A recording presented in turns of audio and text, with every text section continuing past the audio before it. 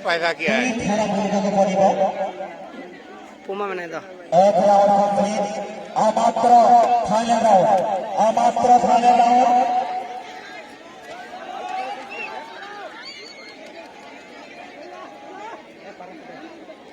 जिलिंग कटा धराई के अंदर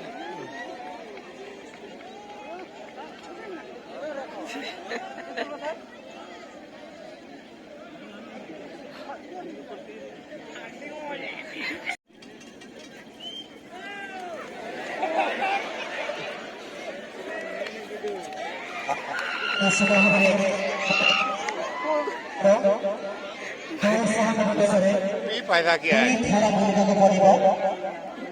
पुमा मैंने तो